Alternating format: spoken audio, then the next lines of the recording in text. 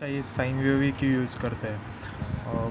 आपने Fourier series ये topic तो पढ़ा होगा, बहुत इम्पोर्टेंट टॉपिक है इलेक्ट्रिकल इंजीनियरिंग में। फोरियर सीरीज़ इस पे बहुत हमारे कैलकुलेशंस, डेरिवेशंस जो है इलेक्ट्रिकल इंजीनियरिंग में, कुछ भी हमें कोई डिराइव करना है तो वो फोरियर सीरीज़ बहुत इम्पोर्टेंट टॉपिक है।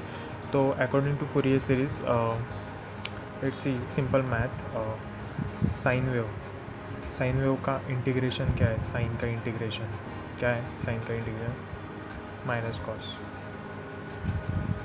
साइन एक्स का integration minus cos X plus C, okay. और derivation of sine X is what, cos X. तो मुझे ये बोलना है कि अगर आप इंटीग्रेशन और डेरिवेशन साइन का लोगे तो वो हमेशा कॉस ही आता है, ठीक है। इंटीग्रेशन और डेरिवेशन ऑफ साइन अगर लोगे तो वो कॉस ही आता है। मतलब साइन क्या है, तो ये हमारे इलेक्ट्रिकल इंजीनियरिंग में एक वेव है, अगर उसका आपने इंटीग्रेशन लिया तो हमेशा कॉस में ही आएगा, ओके। तो शेप तो सेम ही आया, लेकिन अगर फूरियर सीरीज अगर आप पढ़े हैं तो आपको समझ में आएगा। अगर आपने कोई ट्रायंगुलर वेव लिया और इसका आपने अगर डेरिवेशन लिया या नहीं तो इंटीग्रेशन लिया, तो जो इसका शेप है वो चेंज हो जाता है, ठीक है।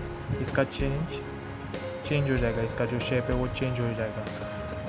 नहीं तो आप स्क्वायर वेव ले सकते हैं, तो उसका शेप भी है वो शायद ट्रायंगुलर आएगा, ओके।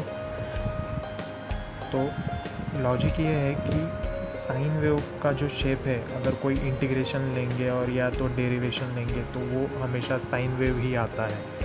तो ये बहुत सिंपल करेगा हमारे कैलकुलेशंस को, जो हम इलेक्ट्रिकल इंजीनियरिंग में यूज़ करते हैं, तो वो हमारे कैलकुलेशन को बहुत सिंपल करेगा। इसलिए हम ऑलवेज साइन वेव हमारे इलेक्ट्रिकल इंजीनियरिंग में यूज़ करते हैं। इसके पीछे बहुत सारे रीज़न्स होंगे, लेकिन ये एक इम्पॉर्टेंट रीज़न है कि हमेशा हम साइन वेव ऐसे ही लेते हैं, क्योंकि साइन वेव का जो शेप है वो कभी चेंज नहीं होता। अगर उस पर कोई भी चेंजेस किए हैं तो उसका शेप या तो कॉस में ही आएगा या तो साइन में ही आएगा। लेकिन आप ट्रायंगुलर वेव लोगे या नहीं तो स्क्वायर वेव लोगे तो उसका शेप हमेशा चेंज होगा, ठीक है।